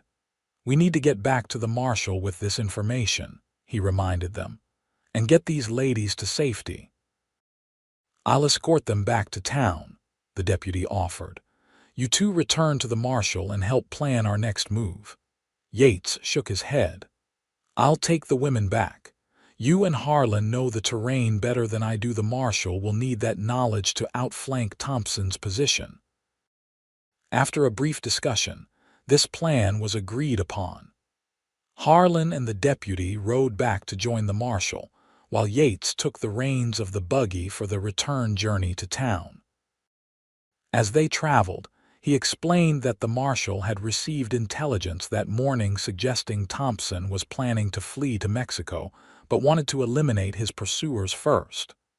The marshal was suspicious of riding directly into the mine camp, Yates told them. "But we didn't know they had so many men or that they'd set such an elaborate trap." "What will happen now?" Caroline asked. "The marshal will likely pull back and request additional deputies from Springfield," Yates replied. "Or attempt to flank Thompson's position using the knowledge of the terrain that Harlan and some of the ranch hands have." Ruby had been quiet, watching Yates's profile as he spoke. Now she asked the question that had been worrying her most. "Will there be a fight?" Yates glanced at her, his expression softening. "Probably. Thompson and his men know they face prison at best if captured. They won't surrender easily." He reached over to briefly cover her hand with his. "But thanks to you three, at least it will be on our terms, not theirs." They reached Galesburg just as dusk was falling. The town was buzzing with rumors about the search for Thompson and his men, and their arrival caused quite a stir. Yates took them directly to the judge's house, where Mrs. Wilson was waiting anxiously. "Thank God you're safe," she exclaimed, ushering them inside. "I've been beside myself with worry." While Mrs. Barrett and Caroline explained what had happened, Yates drew Ruby aside into the judge's study. "I need to return to the marshal and the others," he said quietly. "But first, I want to make sure you'll be safe here." "I will be," Ruby assured him. "Mrs. Wilson has invited all of us to stay, and the judge's house is well protected." She hesitated, then added, "Please be careful, Yates. Thompson has everything to lose now that makes him even more dangerous." "I know," Yates acknowledged, "but we have the advantage now thanks to your warning." He took her hand, his thumb gently stroking across her knuckles. "Ruby, when this is over, there are things I want to say to you, things I should have said already." Ruby's heart quickened. "Then come back safely so you can say them." Impulsively, she rose on tiptoes and pressed a brief kiss to his cheek. Yates looked momentarily startled, then a slow smile spread across his face. Before he could respond, however, the study door opened, and Judge Wilson himself entered, having just returned from town. "Ah, Blackburn, good. Marshal Taylor sent me to gather additional men from town. He's planning to move on Thompson's position at dawn." The judge noticed their clasped hands but made no comment beyond a slight raising of his eyebrows. "I need you to help coordinate the volunteers." Yates reluctantly released Ruby's hand. "Of course, Your Honor. I'll head to the saloon first. Several reliable men were gathering there earlier." As he prepared to leave, Yates gave Ruby one last meaningful look. "Remember what I said when this is over." "I'll remember," Ruby promised. "Go safely." After Yates departed with the judge, Ruby joined the other women in the parlor. Mrs. Wilson provided them with a light supper, though none had much appetite given the circumstances. As the evening progressed, men from town began gathering at the judge's house, receiving instructions before heading north to join the marshal's forces. The night passed slowly, with little news beyond occasional reports that the marshal was surrounding the mine camp, cutting off all escape routes. Ruby tried to rest, but found sleep impossible. Instead, she sat by the window in her borrowed bedroom, watching the stars and praying for Yates's safety. Dawn broke with the distant sound of gunfire from the north. Ruby, who had finally dozed off in the early morning hours, jerked awake at the noise. Rushing to the window, she could see nothing beyond the town's limits, but the sporadic shots confirmed that the confrontation had begun. The hours that followed were agonizing. Reports trickled in from riders sent by the marshal. The initial assault had met with heavy resistance. One deputy had been wounded. Thompson and his men were barricaded in the mine office and refused to surrender. By mid-morning, the gunfire had intensified, then gradually tapered off.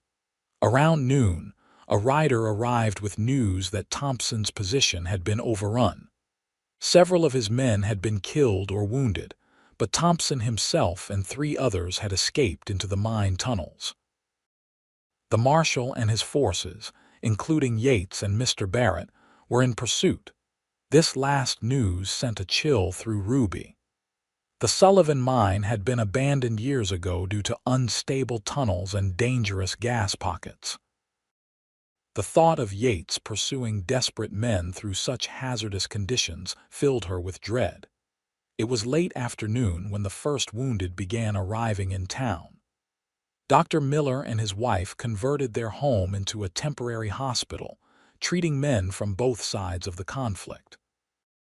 Ruby, Caroline, and Mrs. Barrett went to help, providing an extra pair of hands and comfort to the injured. As Ruby was bringing fresh water to a wounded deputy, the doctor's door burst open, and 2 men carried in a third between them. Ruby's heart nearly stopped when she recognized Yates, his face pale beneath a layer of coal dust, a bloody bandage wrapped around his left thigh. Yates, she gasped, rushing to his side. His eyes found hers, and despite his obvious pain, he managed a small smile. "It looks worse than it is," he assured her, his voice hoarse from dust. "Just a bullet graze and some bruises from a tunnel collapse." The men helped him onto an examination table, where Dr. Miller quickly cut away his torn trouser leg to assess the wound. Ruby held Yates's hand tightly as the doctor cleaned and properly bandaged the injury. "You're lucky," Dr. Miller pronounced. "Another inch to the right and you'd have lost the leg. As it is, you'll need to stay off it for at least a week." Yates grimaced. "No time for that, Doc. Thompson and Holloway are still in the tunnels. I need to get back." "You're not going anywhere," Ruby interrupted firmly. "The marshal has plenty of men for the search. You've done more than your share." Before Yates could protest further, the door opened again to admit the marshal himself, a tall, weathered man with a star-shaped badge on his dusty coat. He nodded respectfully to Ruby before addressing Yates. "Your lady's right, Blackburn. We've got the mine surrounded. No one's getting out without us knowing. And after what you did, saving Deputy Collins from that cave-in, you've earned a rest." Yates reluctantly subsided, though his expression remained frustrated. "What about Thompson?" "Still hiding somewhere in the mine," the marshal replied grimly. "But we found Becker and Holloway. Becker surrendered. Holloway didn't." The implication was clear. One more of Thompson's deputies would never face justice in a courtroom. After the marshal left, Ruby helped Yates move to a cot in a quieter corner of the doctor's makeshift ward. His exhaustion was evident, but he seemed reluctant to sleep, his mind still on the unfinished business at the mine. "You need rest," Ruby told him, gently wiping coal dust from his face with a damp cloth. "You've been awake for nearly 2 days straight." Yates caught her hand, holding it against his cheek. "I promised to come back to you," he said softly, "to tell you what I should have said before." Ruby's heart quickened. "You did come back, and you will have plenty of time to tell me, after you've rested." He studied her face for a long moment, then nodded slightly. "Stay with me?" he asked, his voice betraying his vulnerability. "I'm not going anywhere," Ruby promised, settling into a chair beside his cot and keeping his hand in hers. Within minutes, exhaustion claimed him and Yates fell into a deep sleep. Ruby remained at his side, watching the steady rise and fall of his chest, overwhelmed with relief that he had returned alive, if not unscathed. Hours passed. The doctor's house gradually emptied as the less seriously wounded were released to recover at home or in the hotel. Caroline brought Ruby a tray of food and offered to take her place, but Ruby declined, unwilling to leave Yates even for a moment. Night had fallen when Yates finally stirred, his eyes opening to find Ruby still beside him, her head resting on the edge of his cot where she had dozed off, still holding his hand. "Ruby," he whispered, gently stroking her hair.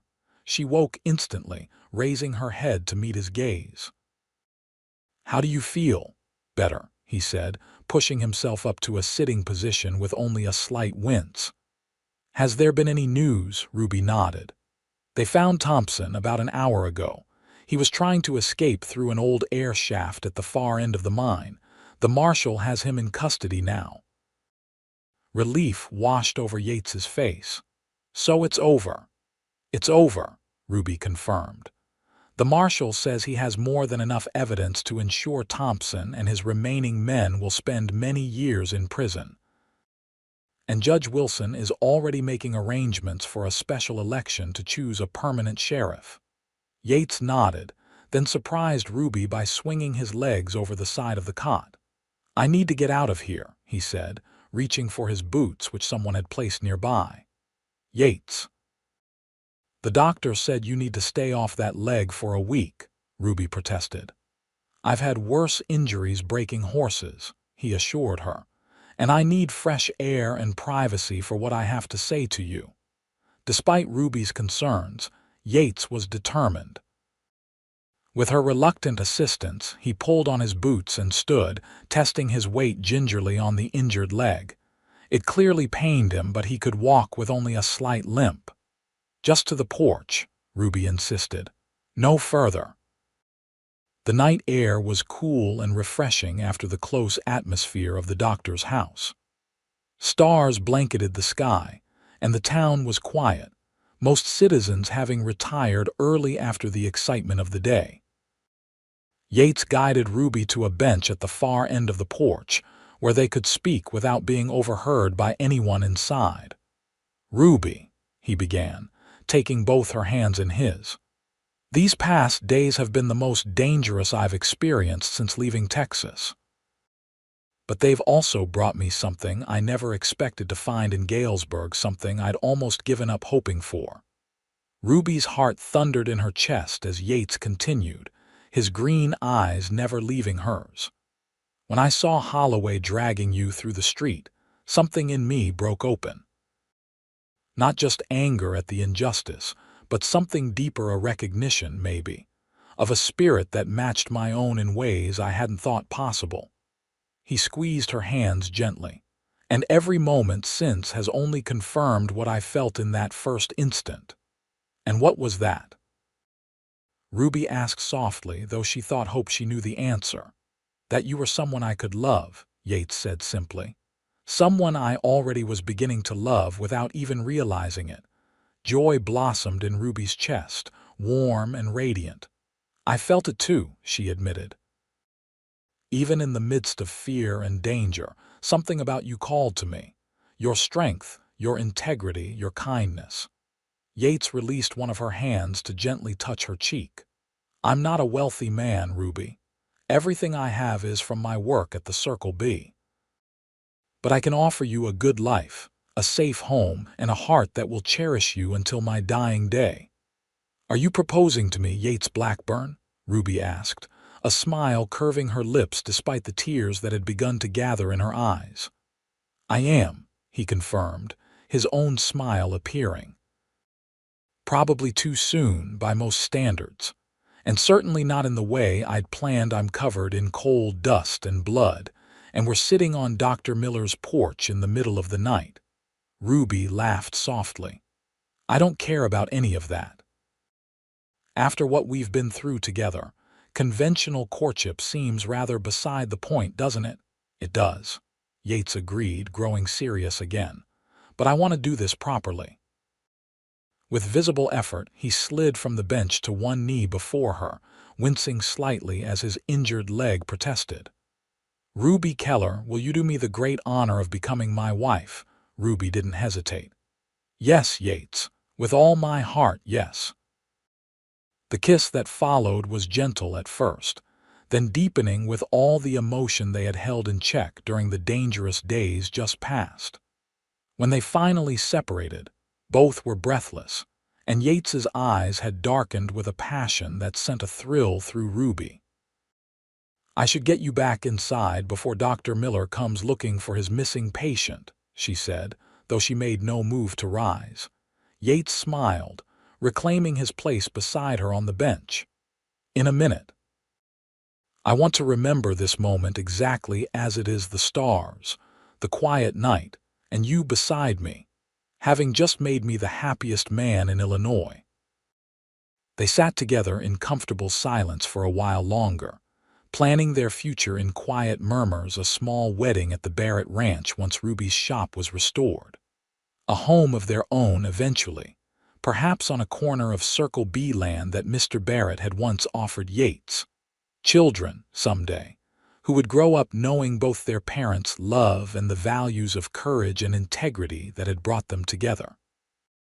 The days that followed were busy with rebuilding not just Ruby's shop, but the town's sense of security and justice after Thompson's corrupt reign.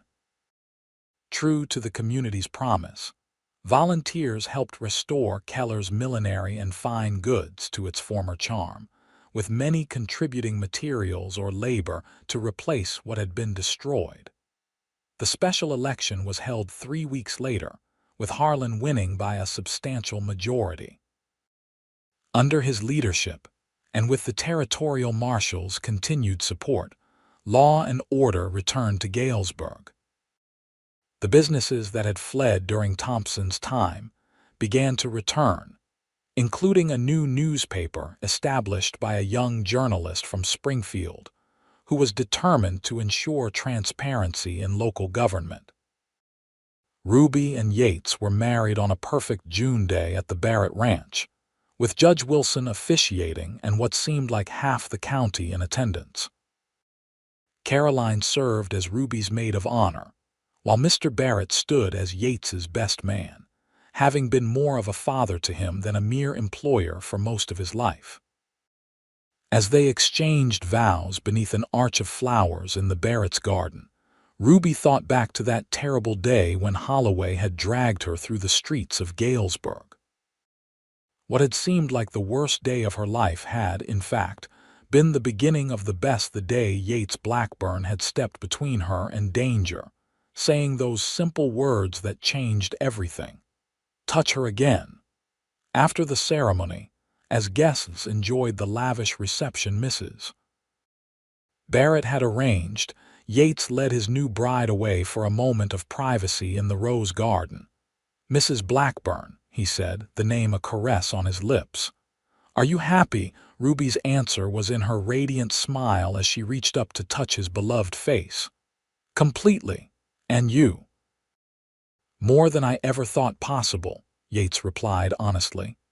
"When I came to your rescue that day, I had no idea I was really rescuing myself from loneliness, from a life half-lived." "We rescued each other," Ruby corrected him gently, "and will continue to do so, I expect, for many years to come." Yates's arms tightened around her. "That's a promise I'm happy to make." He kissed her then, sealing their commitment beneath the boundless prairie sky, their future stretching before them as wide and promising as the western horizon. 5 years later, the autumn sun cast long shadows across the front porch of the Blackburn home as Ruby rocked gently, her 3-year-old son James asleep in her lap while she watched her daughter Emma chase butterflies in the front yard. At 5 years old, Emma had her mother's auburn hair and her father's determined spirit, a combination that filled Ruby with both pride and occasional exasperation. The sound of hoofbeats announced Yates's return from town. Emma abandoned her butterfly hunt to race toward her father as he dismounted. Yates scooped her up with practiced ease, tossing her into the air before settling her on his hip. "And how's my butterfly girl today?" he asked, carrying her toward the porch. "I caught 3, Papa," Emma announced proudly, "but Mama made me let them go." "Very wise of Mama," Yates approved, climbing the porch steps to bend and kiss his wife hello. "And how's our little cowboy?" he added, gently touching his sleeping son's cheek. "Finally napping after refusing all morning," Ruby replied with a smile. "How was town?" Yates settled into the chair beside her, keeping Emma on his lap. "Busy. The railroad station is nearly complete. They're saying the first train will arrive next month." He reached into his pocket and produced a small package wrapped in brown paper. "I brought you something." Ruby shifted James carefully to accept the package. Inside was a beautiful silver locket on a delicate chain. "Yates, it's lovely," she said, opening it to find miniature photographs of Emma and James already placed inside. "To celebrate 5 wonderful years," he explained. "Though no gift could truly express what you and our children mean to me." Ruby's eyes softened with love. "Having you and our family is all the gift I need." She glanced around at their home, the sturdy 2-story house Yates had built with his own hands on land given to them as a wedding present by the Barretts. "We've created something beautiful here, haven't we?" "We have," Yates agreed, following her gaze to take in their prospering farm. In addition to his continued work as foreman at the Circle B, Yates had developed their own land into a successful horse breeding operation, while Ruby still managed her millinery shop in town 3 days a week, having trained 2 young women as assistants. "And there's room for more," Yates added with a meaningful look at his wife.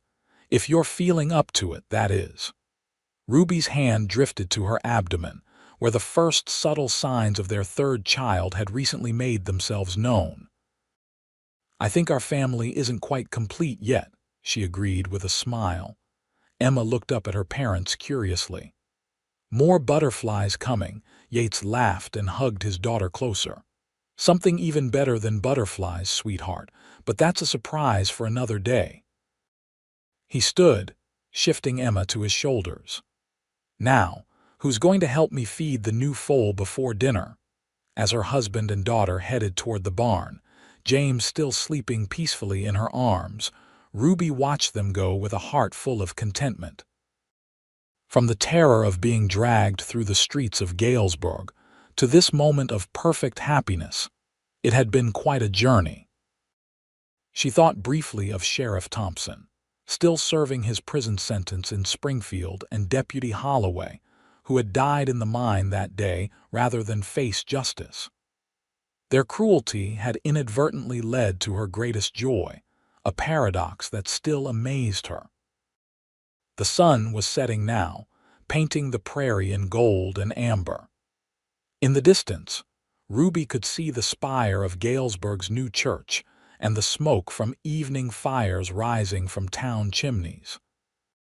The community had thrived in the years since Thompson's defeat, growing and prospering under fair leadership. And at the heart of her own happiness was Yates, her protector, her partner, her love. The cowboy who had stepped between her and danger on that fateful day and never left her side since. As if sensing her thoughts, Yates glanced back from the barnyard and smiled that special smile he reserved only for her. Ruby returned it, lifting her free hand in a small wave of acknowledgement. No words were needed. The bond between them spoke volumes in the simple gesture. Life in the West was never easy or entirely safe. There would always be challenges to face, storms to weather. But